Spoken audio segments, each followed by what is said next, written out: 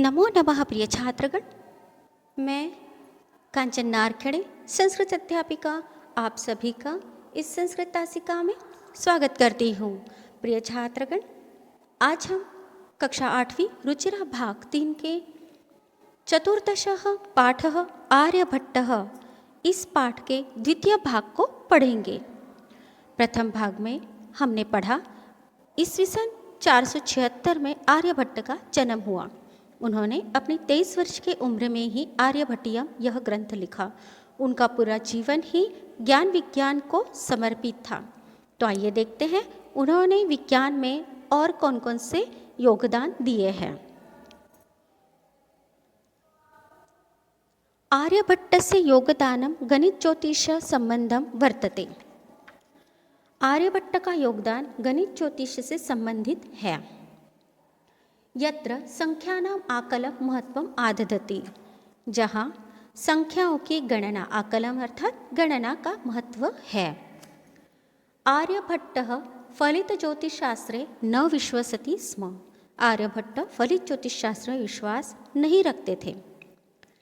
गणितीय पद्धत्या कृतम् आकलनम् आधृत्य एव तेन प्रतिपादितं यत् ग्रहणे राहुकेतु नामकौ दानवो नास्ति कारणम्।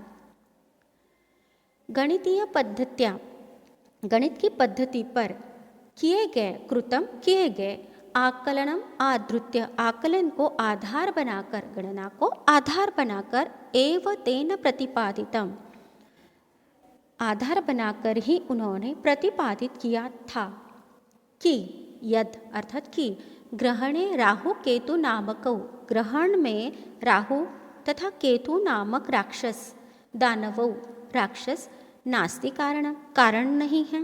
अब तक हम यही जानते थे कि राहु और केतु जो नामक राक्षस है वही ग्रहण होने में कारणीभूत होते हैं, परंतु ऐसा नहीं है।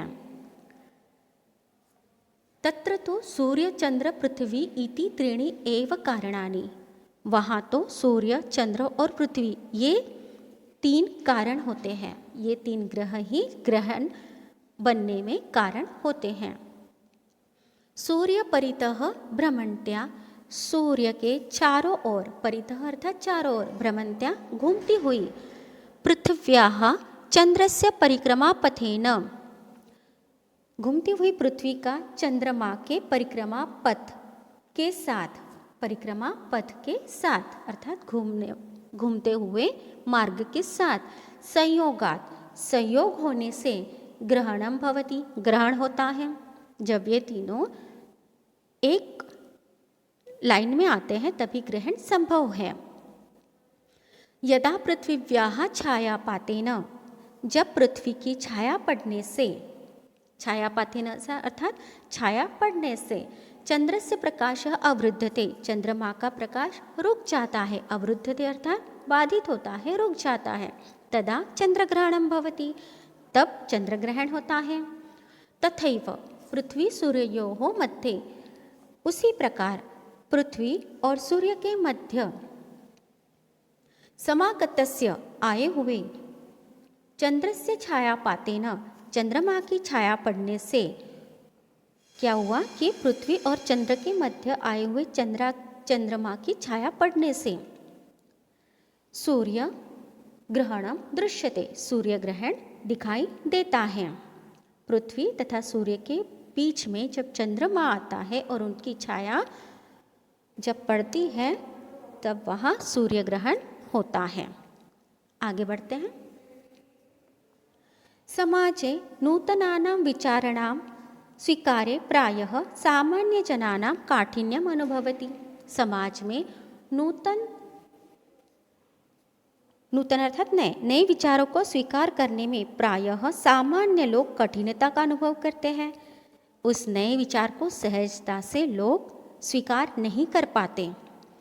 भारतीय ज्योतिष शास्त्रे तथैव आर्यभट्टस्यापि विरोधः अभवत्। भारतीय ज्योतिष शास्त्र में उसी प्रकार आर्यभट्ट का विरोध हुआ। तथैव अर्थात उसी प्रकार, तथा प्लस एव, उसी प्रकार आर्यभट्ट का भी विरोध हुआ। तस्य सिद्धांतः उपेक्षिताः, उनके सिद्धांत को भी उपेक्षित किया गया। प्रताड़ित किया गया। स पांडित्यम अन्यानाम उपहास पात्रम जातः, वे अनेकों विद्वान मानने वाले लोगों का मजाक बन गए, वो उपहास पात्र बन गए। जो पंडित लोग थे, विद्वान लोग थे उस जमाने के, जो खुद को विद्वान मानते थे, उनके सामने वह उपहास पात्र बन गए। पुनरपि तस्य दृष्टि ही कालातिगामिनी दृष्टा, फिर भी, पुनरपि अर्थात फिर भी, उनकी दृष्टि तस्य दृष्टि किसकी?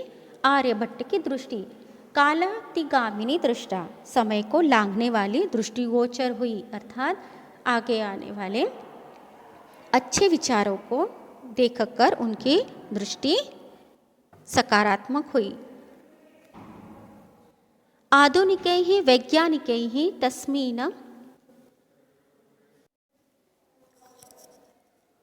आधुनिकैः वैज्ञानिकैः तस्मिन् तस्य च सिद्धान्ते समादरः प्रकटितः।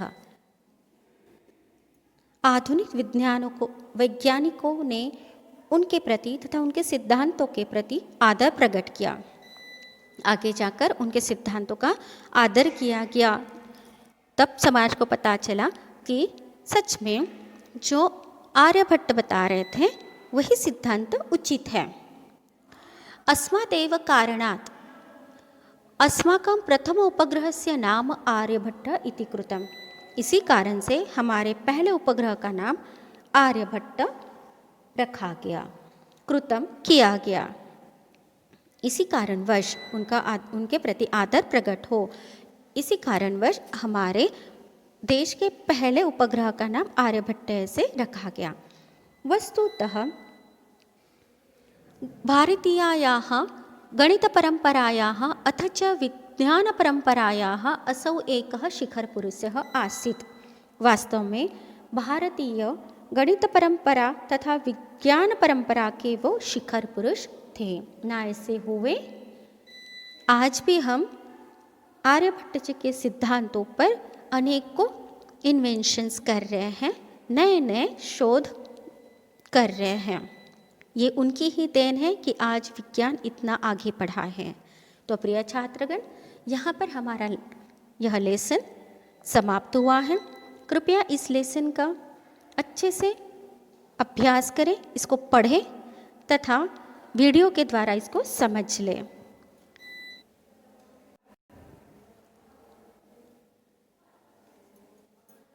धन्यवाद।